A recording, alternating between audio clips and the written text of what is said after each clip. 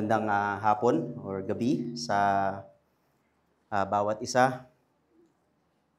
For our passage this evening, let us open our Bible to James chapter 1, verses 26 to 27. James chapter 1, verses 26 to 27. Tayo po ay magpapatuloy sa ating series for this preaching. Ito po ang sinasabi ng salita ng Diyos sa verse 26. If anyone thinks he is religious and does not bridle his tongue but deceives his heart, this person's religion is worthless. Religion that is pure and undefiled before God the Father is this: to visit orphans and widows in their affliction and to keep oneself unstained from the world. Tayo po ay humingi ng tulong at gabay ng Panginoon. Ama naming Diyos na nasa langit, kami po ay lumalapit muli sa inyo, humihingi, Panginoon, ng tulong sa pamamagitan ng inyong banal na Espiritu upang ang inyong salita ay aming maunawaan at ito po, Panginoon, ay magdulot ng edification sa amin bilang iglesia at mga mananampalataya, at ito po ay magdulot din ng lakas sa amin or even rebuke, Panginoon, sa amin in order for us to walk in the manner worthy of our calling sa buhay bilang isang Kristiyano. May you be glorified sa pag-aaral po ng inyong mga salita. Ito po ang aming panalangin sa pangalan ng aming Panginoong Jesus. Amen. So, dito sa James chapter 1, nung mga nakaraan, tinignan natin yung verses 19 to 21 at tinalakay natin yung tamang pagtanggap sa salita ng Diyos. At nung nakaraang linggo, ay tinignan natin yung tamang pagtugon naman doon sa salita ng Diyos. Dito ay ipinakita ni James na bagaman maganda na inuunawa natin ang salita ng Diyos, ngunit ang layunin nito upang maisakatuparan sa ating buhay ay kailangan itong mailapat sa ating pamumuhay bilang isang Kristiyano. Dahil kung tunay tayong naniniwala sa salita ng Diyos, natural na susunod tayo sa salita ng Diyos. Ang sabi nga ni Grudem sa kanyang definition sa Word of God, sabi niya, ang lahat ng salita ng Diyos ay kanyang salita. At kung hindi natin pinaniniwalaan at hindi sinusunod, ito ay para na rin nating hindi pinapaniwalaan at sinusunod ang Diyos mismo. Because the Word that gave us new life is also what helps us grow and stay strong in our faith. Ang pananampalataya at pagsunod ay palaging magkasama. Hindi ito pwedeng magkahiwalay. Sa pamamagitan ng kanyang salita, binigyan tayo ng Diyos ng bagong buhay. Di ba sa verse 18, itong word of truth, binigyan tayo ng bagong buhay. At sa kanyang salita din natin malalaman kung paano tayo dapat mamuhay bilang mga anak ng kaharian. At sa kanyang salita din natin malalaman nga kung paano tayo mamumuhay. For those who believe in Jesus, the Word of God is a perfect law of liberty. And ito ay hindi lamang merely set of prohibitions and obligations. Ito ay batas ng kalayaan na isinulat ng banal na Espiritu sa ating puso as God's promise in the new covenant. Sumusunod ang isang Kristiyano sa salita ng Diyos hindi dahil siya ay napipilitan, kundi dahil ito ay gusto niya. Inilagay ng Diyos sa kanyang puso ang likas na pagkahilig sa salita ng Diyos. Sumusunod siya dahil mahal niya ang Diyos at gusto niya siyang paglingkuran mula sa kanyang puso. Pero tinignan din natin yung babala ni James dito, na kung tayo ay nakikinig lamang ng salita at hindi ito isinasabuhay, ang sabi niya, ito ay isang panlilin lang sa sarili. We are deceiving ourselves. Dito sa ating passage ay muling nagbabala si James tungkol sa panganib ng pagdadaya sa sarili sa pamamagitan ng mapagkunwaring gawaing panrelihiyon. So, in-emphasize na ni James that those who trust God actually do what His Word says they should do. More specifically, they look into the perfect law that gives freedom and they act on it. Dito sa passage na ating titignan ay ipiniliwanag ni James ng mas malinaw kung paano isasabuhay ang pagsunod dito sa law of liberty o itong batas ng kalayaan. Dito ay inihayag niya ang totoong karakter ng isang totoong relihiyon.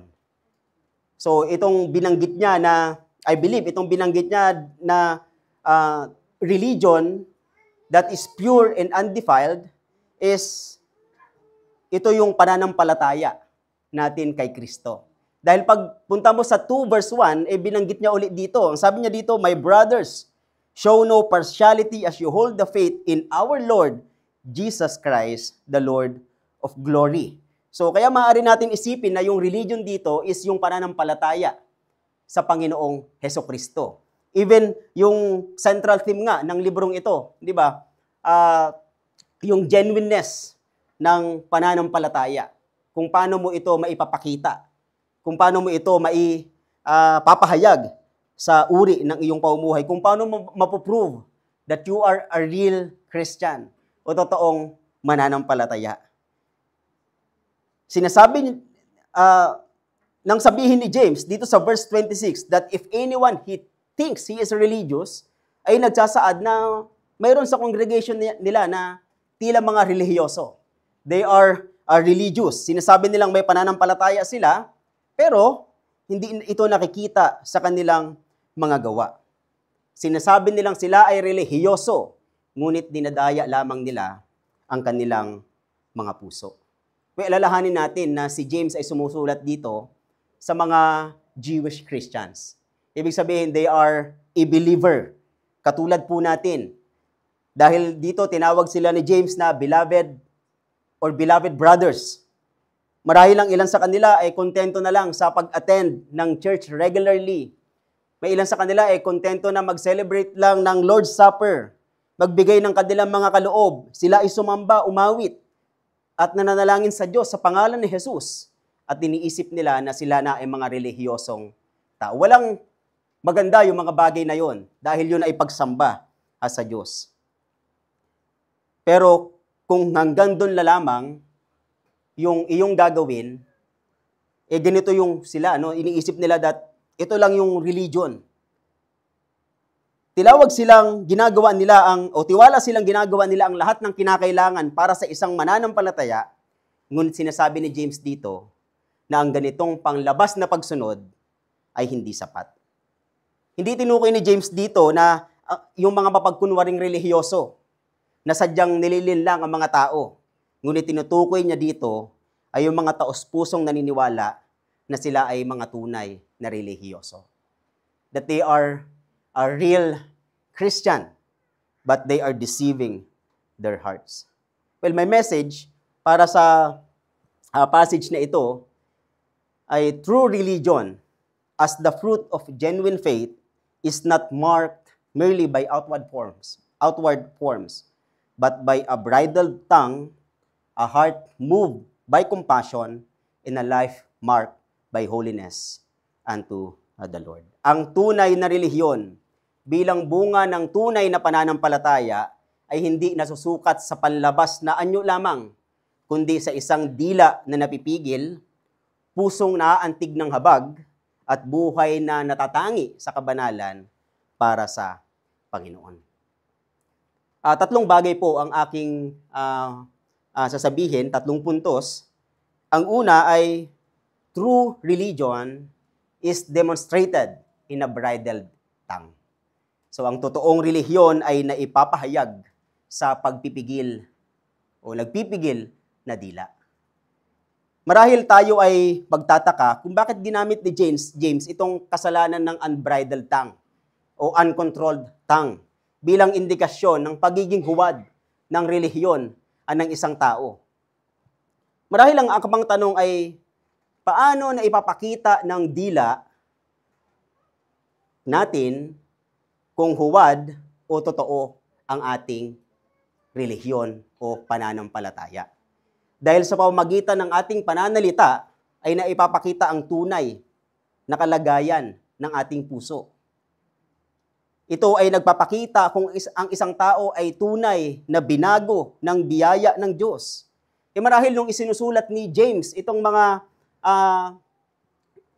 salita na ito ay naalala niya yung sinabi ng Panginoong Jesus sa Matthew chapter 12 verses 34 to 37. Ang sabi doon, "For out of the abundance of the heart, the mouth speaks. The good person out of his good treasure brings forth good, and the evil person out of his evil treasure brings forth evil. I tell you, on the day of judgment, people will give account for every careless word they speak. For by your words you will be justified, and by your words you will be condemned." Bakit sinabi ng Panginoon na ibabatay niya sa ating mga salita kung parurusahan tayo o hindi? Dahil sa ating mga salita na ipapahayag ang nilalaman ng ating mga puso. Pagdating natin sa chapter 3, makikita natin na mas in-emphasize ni James yung kahalagahan ng paggamit ng dila. So makikita natin na ang paggamit ni James ng dila ay akma, sapagkat ang dila, kapag ginamit sa mali, ay nagdudulot ng kasalanang may malawak na epekto sa buong buhay. Ang salitang bridle dito ay ginagamit upang makontrol at i-guide ang isang kabayo. Sinasabi ni James na kung ang dila ng tao is bridled, kontrolado niya ang lahat ng lalabas sa kanyang bibig. Magagabayan niya ang kanyang bibig. Ang kanyang dila ay ginagamit niya lamang sa pagpupuri sa Diyos, sa lahat ng kanyang sinasabi. Ang kanyang regenerated heart, ang siyang may control sa kanyang dila, sa mga lalabas sa kanyang bibig. Kaya ang mga lumalabas sa kanyang bibig ay mga mabubuting bagay lamang. Katulad ng sinabi sa Kawikaan 10 verse 19, "Sa dami ng mga salita ay hindi mawawalan ng pagsalangsang, ngunit siyang nagpipigil ng kanyang mga labi ay may karunungan." Sa kabaliktaran, kung hindi pinipigil ng isang tao ang kanyang dila, para siyang isang mabangis na kabayo na walang kontrol. Hindi niya sinusupil ang mga lumalabas sa kanyang bibig. Hindi niya ito pinapatnubayan o ginagabayan. He talks too much. At karamihan ng kanyang sinasabi ay walang kabuluhan at pawang kahangalan lamang. Maaring madalas siyang magsalita ng mga filthy language or ginagamit yung pangalan ng Panginoon sa walang kabuluhan. Ngunit malamang, yung kasalanan na ito ay guilty o taong ito ay guilty sa paninira at panlalait sa kapwa o yung tinatawag nating slander. Well, kasama din dito ang ibang kasalanan ng dila, katulad ng pasisinungaling, pagsasabi ng half-truth, yung hindi mo naman sinasabi yung kabuuan ng katotohanan para may pagtakpan ka, pagrereklamo, pagbubulong-bulong, pag-aalburuto, pagmumura, paninirang puri, chismis, pagsasalita ng may galit o puot, pagsumpa, pangiinsulto, at pagbibiro o pagkukwento ng mga bastos at marami pang iba na kasalanan ng dila. Ang sabi ni James dito, sa taong ganon, he deceives his own heart and his religion is worthless. Kinukonvince niya ang sarili niya na siya ay relihiyoso dahil nagagawa niya ang mga spiritual activities na inaasahan sa isang relihiyosong tao. He is persuaded that he is a religious man, habang ang kanyang dila ay walang pigil sa pagsasalita ng walang kabuluhan. That person's religion, ang sabi ni James, is worthless. Walang kabuluhan. Ang kanyang relihiyon ay walang layunin, walang bunga, walang patutunguhan. Lahat ng kanyang ginagawa in the practice of religion is purposeless. Yan ang ibig sabihin ng worthless dito. Lahat ay walang kabuluhan sapagkat ang lahat ay panlabas lamang. Ginagawa niya lamang ang mga bagay na kinakailangan sa relihiyon upang pagtakpan ang walang tunay na kabanalan na buhay. Hindi naluluwalhati ang Diyos at wala siyang nagagawa na tunay na makabubuti sa kanyang sarili o sa Diyos dahil hindi niya alam kung paano supilin ang kanyang dila. Ang sabi sa Proverbs 18 verse 21, death and life are in the power of the tongue. Sa bawat salitang binibigkas natin ay may kapangyarihang magdala ng buhay o kamatayan. Kung may kamatayan sa kaibuturan ng ating puso, tiyak, nalilitaw ito sa mga salitang lumalabas sa ating bibig. Well, ang punto rito is how a believer speaks reveals whether their faith is real and their heart has been changed by Christ. Kung paanong magsalita, ginagamit ng isang believer yung kanyang dila o nagpo-profess na siya ay Kristiyano, ay naipapakita kung ang kanyang relihiyon ay totoo at ang kanyang puso ay binago ni Kristo. Ang sabi nila, yung average person ay nakakapagsalita ng 16,000 words. So pwede ka nang sigurong gumawa ng kalahating libro o isang libro. Sa isang buwan ay 480,000 words yung sasabihin ng isang tao o ibibigkas ng isang tao. Sa isang taon ay 5,760,000 words. Pwede ka nang gumawa ng kung yung sa isang buwan ay pwede ka nang gumawa ng isang volume ng systematic theology, yung isang taon ay 4 volumes na, no? Library. Pwede, no? Kamusta ang ating pananalita? Ano yung madalas na ipinapahayag ng bibig natin? Ang ating bang pananalita ay nagpapahayag ng pusong binago ng Diyos? Paano tayo makipag-usap sa ating asawa? Sa ating mga anak? Ano ang mga comment na sinasabi natin sa ating mga kaibigan? Paano ka tumutugon when you are under pressure? Paano ka nagre-respond sa mga criticism sa iyo? Pwede rin natin itong i-extend pagdating sa social media. Dahil ang sabi ng isang preacher, social media increases the temptation of careless speech. Diba? Sa pag magpo-post ka, what's on your mind? Sa Facebook, di ba? Well, pakinggan natin yung advice ng isang pastor.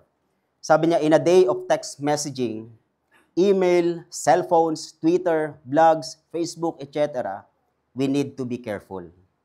We've created an entire culture that says if you have a thought, then you should immediately share it with the rest of the world.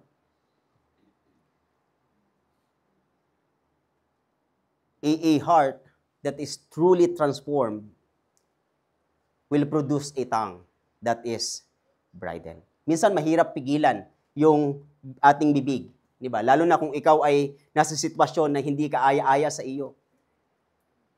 Lalo na kung mayroon kang nakasamaan ng loob. Hindi natin minsan mapigilan mag-post, hindi ba? Na yung magpo-post tayo na magpaparinig, di ba, sa ating mga kaibigan o sa ating mga nakaalitan. Maraming beses, no, na tayong natitempt.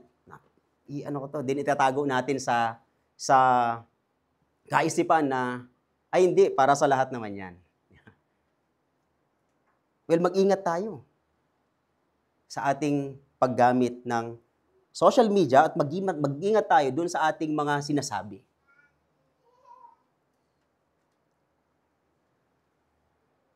As those who have been regenerated by God through faith in Christ, ang good news dito, we are now empowered to exercise control over our tongue. We are now empowered.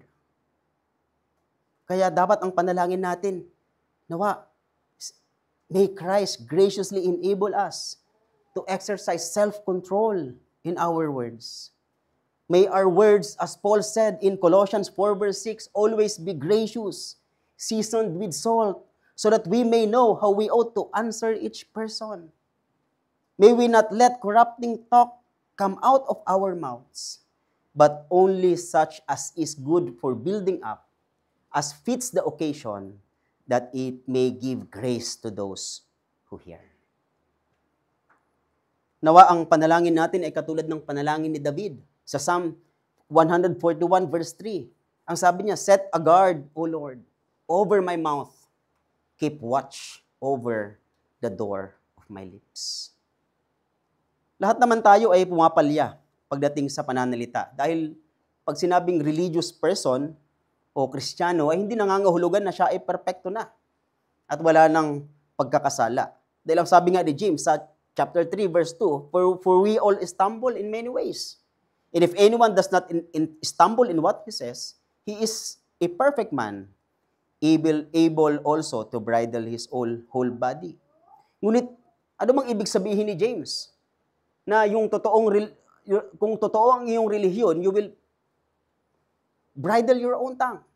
You will control your own tongue. Ang tinutukoy ni James dito ay isang dila na walang pagpipigil, isang malinaw na palatandaan ng pusong wala sa ilalim ng kapangyarihan ng banal na Espiritu. Yung pusong walang kontrol ang kanyang dila. Yan ang tinutukoy ni James dito. Kung ikaw ay ganito, suriin mo ang iyong sarili. Baka iniisip mo na maayos ka sa Diyos dahil nagagawa mo naman yung mga spiritual activities like prayer, you are attending worship service, listening to the word preach, nagpapartake ka ng Lord's Supper. Pero kung wala namang kontrol ang iyong dila, ang sabi ni James, ang lahat ng ito ay walang kabuluhan. Your religion is worthless. Dahil sa unang banda, lumalabas lamang kung ano ang iyong nasa puso. Sa unang banda, kung wala kang control sa iyong dila, hindi talaga regenerated yung heart mo. Hindi talaga nabago ng banal na Espiritu. Kaya ang hamon sa iyo, ikaw ay manampalataya kay Jesus. Siya lamang yung magbibigay sa atin ng kakayanan to control our tongue. Ikaw ay magsisi sa iyong mga kasalanan. Well, kung ikaw ay wala pang pananampalataya kay Jesucristo, hindi lamang yung kasalanan mo kasalanan ng dila. Marami pang kasalanan, di ba? Tayo. But Christ came. Sinunod niya ng perpekto yung kautusan nung siya ay nandito sa lupa. Yung kautusan na hindi natin masunod-sunod, sinunod ni Jesus ng perpekto. Kaya siya ay namatay sa krus ng Kalbaryo nang walang kasalanan. Para sa kasalanan ng tao. At lahat tayo makasalanan.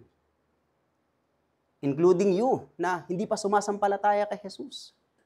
Kaya ang hamon sa iyo, ikaw ay manampalataya sa Kanya. Magsisi sa iyong mga kasalanan. At ikaw ay bibigyan ni Jesus ng Diyos ng kapatawaran at ng buhay na walang hanggan. Sa ating mga mananampalataya, our regenerated heart, yung pusong binago natin, will enable us to control our tongue. Dahil mabuti yung nasa loob natin, kaya nating kontrolin ang ating mga bibig bilang isang mananampalataya. Well, pangalawang bagay dito is true religion is demonstrated by a heart of compassion. Yung tunay na relihiyon ay naipapahayag sa pusong mahabagin. Religion, as James describes it, is rooted in the heart. It's the internal reality that shapes outward behavior. Bagaman ang tunay na relihiyon ay nagbumula sa puso, ito ay lagi nahayag sa paraan ng ating pamumuhay. At dito sa verse 27 ay sinabi ni James that religion that is pure and undefiled before God the Father is this, to visit the orphans and widows in their affliction. Ang tunay na relihiyon bilang bunga ng pananampalatayang binuhay ng Espiritu ay nakikita ang pagdurusa sa mundo at kusang kumikilos upang magpakita ng awa, ng katuwiran, ng pag-ibig. Sa ancient times, nung panahon ng Biblia, yung mga orphans and widows were the most needy classes of people. Ang mga batang ayaw ng kanilang mga magulang ay madalas iniiwan upang mamatay na lamang. Hindi katulad ngayon, walang gobyerno noon o institusyong tulad ng sa atin na handang tumulong o kumupkup sa mga taong ganitong klase. Kapag ang isang batay na ulila at walang pamilya, siya'y lubos na nasa panganib at hirap. Ganon din ang kalagayan ng mga kababaihan. O ang isang dalaga ay umaasa lamang sa kanyang mga magulang at ang isang may asawa naman ay lubos na umaasa lamang sa kanyang asawa. Kapag ang isang babae ay nabalo, lalo na kung sila ay walang anak, o ang kanyang anak ay hindi siya sinusuportahan, siya'y tiyak na babagsak sa kahirapan at mangungulila. Dahil dito, hindi nakakapagtakang binigyang diin ng Panginoon sa lumang tipan ang pag-aalaga sa mga ulila at balo. Makikita natin yan sa iba't ibang bahagi ng lumang tipan. Ang sabi sa Deuteronomy 24 verses 17 to 21 ay, ang sabi doon ay inutos sa Israel na huwag baluktutin ang katarungan para sa mga ulila at mga byuda at iwanan ang bahagi ng kanilang ani para sa kanila. Sa Psalm 68 verse 5 ay ipinakilala ang Diyos na binasa natin kanina bilang Father of the fatherless and protector of widows. Marami pang mga passages sa Biblia na nagpapakita na mayroong care, mayroong pangangalaga ang Diyos sa mga balo at sa mga nangungulila. May natatanging malasakit ang Diyos sa mga taong nasa matinding pangangailangan at kabilang dito ang mga balo at mga ulila. At bilang mga tinubos ng Diyos kay Kristo, ay inuutosan din tayong gawin iyon. Sapagkat ang sabi ni James, ang totoong pananampalataya ay hindi lamang mga outward rituals, katulad ng pag-attend sa church, pakikinig sa pagbabasa ng salita o pakikinig at pagbabasa ng salita ng Diyos, panalangin, etc. Kasama dito ang pag-ibig sa ibang tao. Itinuro ng Panginoong Hesus na ang pinakadakila sa mga utos ay ang una, ibigin ang Diyos. Pangalawang dakilang utos ay ang pag-ibig sa kapwa. Love your God and love other people or love your neighbor. Kaya sa pagiging bagong nilalang kay Kristo, makikita sa atin ang bunga ng pag-ibig na ito. Habang tayo'y lumalago sa pananampalataya, dapat ding lumalim ang ating pag-ibig sa Diyos at sa kapwa. At ang pag-ibig na ito ay hindi lamang sa salita, kundi sa gawa, sa tapat na paglilingkod, lalo na sa mga mahihina at nasa laylayan ng lipunan. Nang sabihin ni James to visit the widows and orphans, hindi lamang ito tinumutukoy sa simpleng pagbisita upang kamustahin, bagaman mahalaga iyon.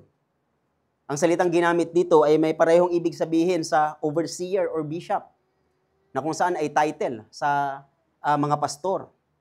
Ipinapahiwatig na ito na bilang pagsunod sa pag-ibig sa kapwa, tayo ay tinatawag na tunay na kumalinga sa mga nasasaktan o dumaranas ng hirap. Maging sa mga pangangailangan nilang pinansyal, kasama rin dito emosyonal, social o spiritual na aspeto. Well, the point here is helping other people is a Christian responsibility and a sign of genuine salvation. Makikita natin yan sa iba't ibang pahina sa Bagong Tipan. Hindi ba sa Acts 6, nag-appoint sila ng deacons, specifically, to care for the widows. And in 1 Timothy 5 verse 3, ang sabi ni Paul, honor widows who are truly widows. Ibig sabihin, tulungan sila sa kanilang pangangailangang pinansyal. Dahil pag widows ka na, sabi nga natin, wala naman silang pagkukuhanan. Kaya bilang bunga ng ating pananampalataya kay Kristo, bilang iglesia, ay ipakita natin na tunay ang ating relihiyon sa pamamagitan ng pagtulong sa kapwa. Because true God-pleasing religion involves taking action for the afflicted, showing love to the abandoned, and serving as a channel of God's grace and love. Kilala ng karamihan, di ba, si Spurgeon, bilang Prince of Preachers at pastor noong 19th century sa England. Pero ang hindi gaanong alam ng marami ay yung kanyang unwavering commitment sa pag-aalaga sa mga mahihirap, sa mga byuda at sa mga ulila sa buong panahon ng kanyang ministeryo. Meron siyang center or shelter para sa mga taong iyon. Nang mawitness nga ni John Goff, isang American activist, ang malasakit ni Spurgeon sa isang batang malapit ng mamatay, nabasa ko yung prayer ni Spurgeon doon, sobrang caring, sobra siyang nag-aalala doon sa bata. Pero may trust siya that this child is uuwi sa kaharian ng Diyos.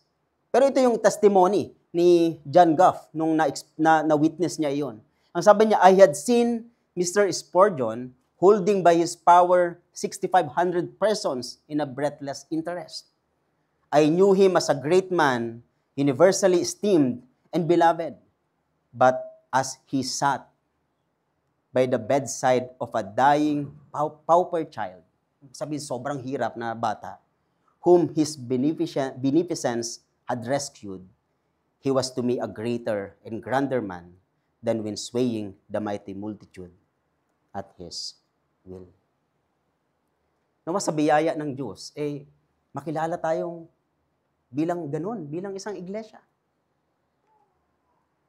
Bilang iglesia na tagasunod ni Kristo, na may malasakit sa ibang tao, lalo na sa mga kapatid nating nangangailangan, at sa huli ay mapatunayang tunay tayong mga alagad ni Kristo.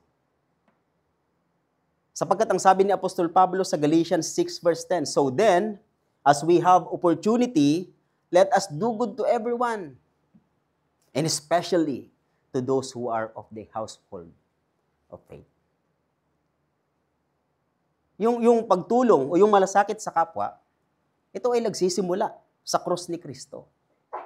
Bakit? Ang sabi sa 1 John 3 verses 16 to 18, by this we know love, that He laid down His life for us, and we ought to lay down our lives for the brothers.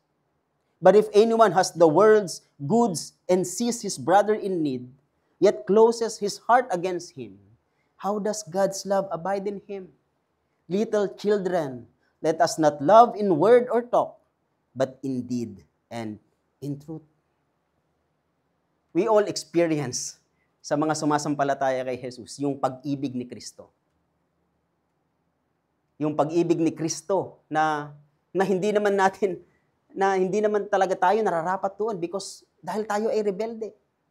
Tayo ay katulad din ng mga orphans and widows na kaawa-awa. Yang sabi nga, tayo ay mga tupa, katulad ng tupa na naligaw. But because of His love sa kanyang mga tao, si Jesus ay namatay sa krus ng Kalbaryo. At naranasan natin ang pag-ibig niya sa pamamagitan ng kapatawaran ng ating mga kasalanan at pagbibigay sa atin ng bagong buhay, buhay na walang hanggan, at ng mga spiritual blessings that we are enjoying right now. Well, dito itinuturo ni John na ang pag-ibig ng Diyos ay hindi mo maaaring paghiwalayin sa pag-ibig sa kapwa.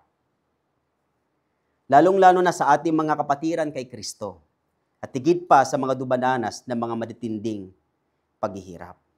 Ang isa sa pinakamalinaw na pagpapahayag ng tunay na relihiyon ay ang paglingap natin sa mga mahihina at walang kakayanan, sa mga taong hindi makakaganti sa atin ng anumang kabutihan. Walang tunay na relihiyon na hindi lamang panlabas na anyo, kundi bunga ng isang buhay na pananampalatayang aktibo na gumagawa. Ang isang pananampalatayang walang pag-ibig sa Diyos at sa kapwa ay patay at huwad. Ngunit ang pananampalatayang totoo na nilikha at pinalalago ng biyaya ng Diyos ay laging namumunga ng pag-ibig na nakasentro kay Kristo at nakabaling sa kapwa. Tayo ay inutusang tumulong o umibig sa kapwa for the sake of the gospel, para sa ebanghelyo ng Panginoong Hesus, to expand His kingdom. Ngunit kung isang tao ay nagsasabing siya ay Kristiyano, ngunit hindi nagpapakita ng malasakit, may dahilan upang pag-isipan natin, kung tunay ba ang relihiyon ng taong ito? O kung ito bang taong ito ay tunay na ipinanganak na muli? Sa Matthew 25, dito ay tinatalakay ng Panginoon sa kanyang mga disipulo yung mga mangyayari sa hinaharap. At dito sa verses 41 to 46 ay sinabi niya na ang mga hindi naglilingkod sa kapwa sa panahon ng matindi nilang pangangailangan ay nagpapakita na wala silang tunay na pananampalataya. At sila ay hatulan ng walang hanggang parusa. Ito pong sinasabi ng salita ng Diyos sa Matthew 25, verses 41 to 46. Then he will say to those on his left, "Depart from me, you cursed, into the eternal fire prepared for the devil and his angels. For I was hungry, and you gave me no food. I was thirsty, and you gave me no drink. I was a stranger, and you did not welcome me.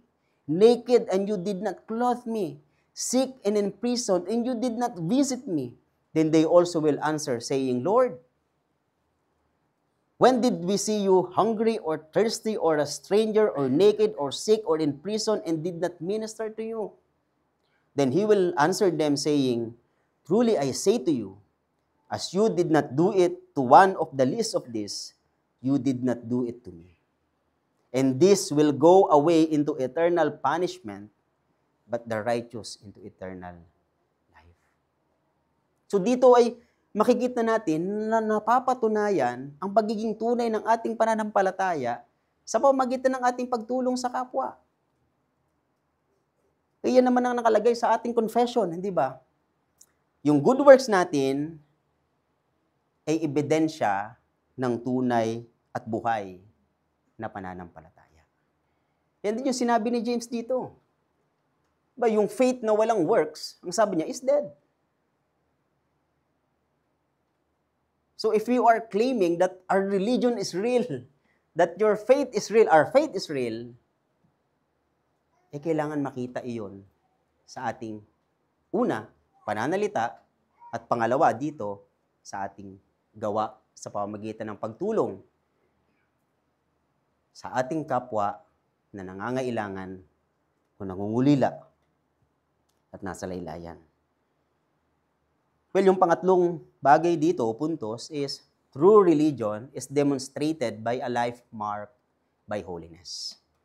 At dito ay binalansin ni James yung malasakit sa kapwa at ang pagkakaroon ng personal na kabanalan.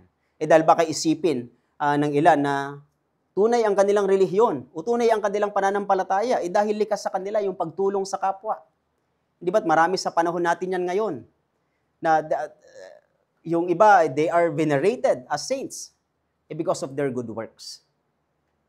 Ngunit sinasabi dito ni James na hindi lamang iyon ang kailangan para mapatunay na tunay ang relihiyon ng isang tao. Pagkos sinasabi dito that the person who has true religion is the one who also keeps himself unstained from the world.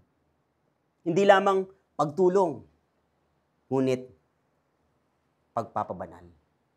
Sabi nga ni Spurgeon ay, charity and purity are the two great garments of Christianity. Ginamit ni James ang salitang world dito na tumutukoy sa sangkataoang hiwalay sa Diyos at nagre-rebelde sa Kanya. Ito yung salitang mundo rito. Ito ay ginamit din niya sa chapter 4, verse 4, nitong James. Ang sabi dito, you adulterous people, do you not know that friendship with the world is enmity with God? Therefore, whoever wishes to be a friend of the world makes himself an enemy of God. Well, ang salitang keep dito ay nagpapahiwatig na palagian ito at tuloy-tuloy. Well, ang ibig sabihin ng isang tao na may tunay na pananampalataya ay makikilala sa kanyang pakikibaka sa kasalanan at sa kanyang hangaring mamuhay ng may kabanalan. Ang tunay na pananampalataya ay hindi nagtatapos sa simpleng pag-amin ng ating paniniwala. Ito ay nasusukat sa isang buhay o buhay na patuloy na binabago ng Diyos. Diba? God is changing us from glory to glory. Walang kabanalan ay hindi opsyonal sa buhay ng isang Kristiyano. Ito ay bunga ng pusong inilaan at inihiwalay para sa Diyos. Bagaman bilang mga mananampalataya, ay hindi sapat na tama lang ang ating paniniwala. Tayo'y tinawag upang mamuhay ng may kabanalan. Ang kabanalan sa ating isip, pananalita, at gawa ang tunay na tanda ng isang relihiyong kalugod-lugod sa Diyos. Hindi ibig sabihin nito na hindi na tayo mahuhulog sa pagkakasala, ngunit hindi na ito ang likas sa atin. Ang sabi nga dito sa 1 John 3 verses 9 to 10, no one born of God makes a practice of sinning. For God's seed abides in him, and he cannot keep on sinning because he has been born of God. By this it is evident who are the children of God and who are the children of the devil.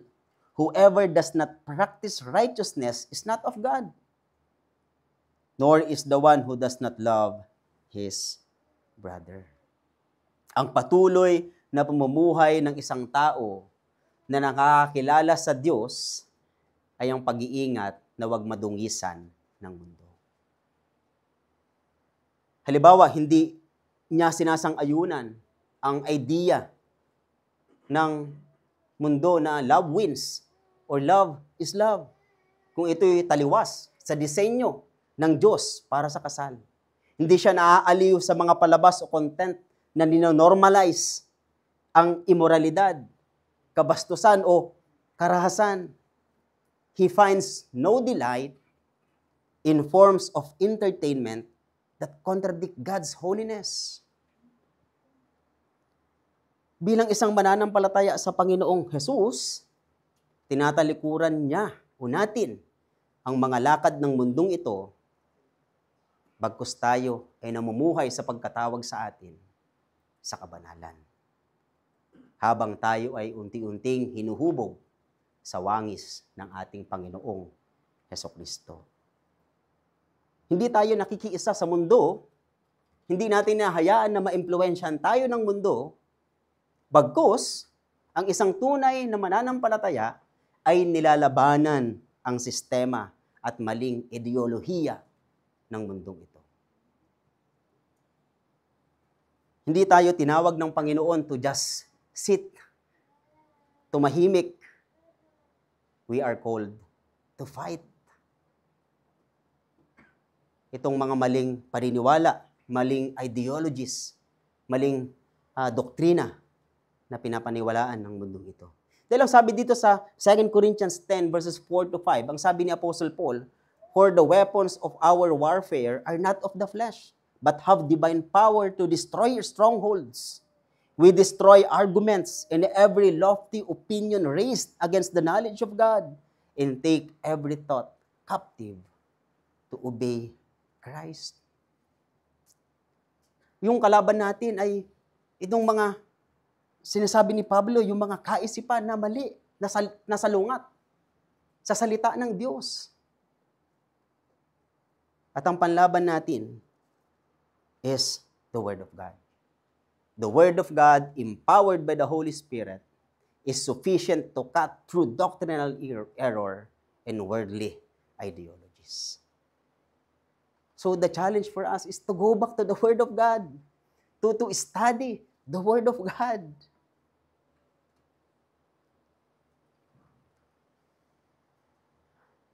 The very Word of God that led us to salvation. Ang salita ng Diyos ang ating sandata. Ito ang may kapangyarihang wasakin ang mga kasinungalingan at ideolohiyang kumakalaban sa katotohanan ng Diyos.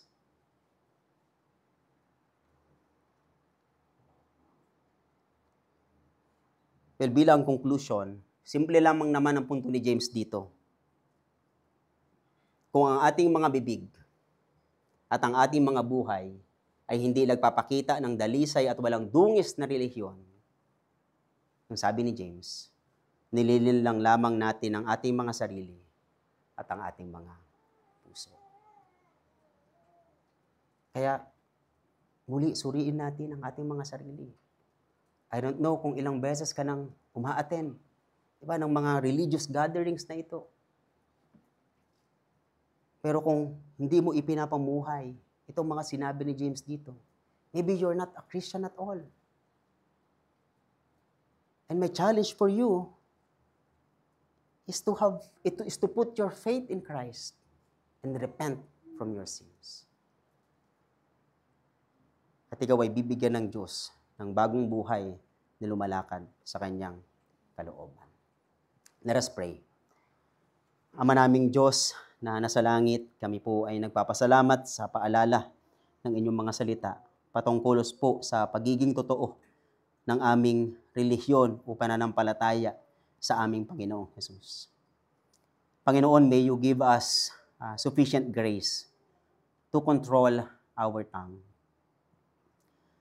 to help other people, especially, Panginoon, yung mga kapatid namin at yung ibang nangangailangan for the sake of the gospel.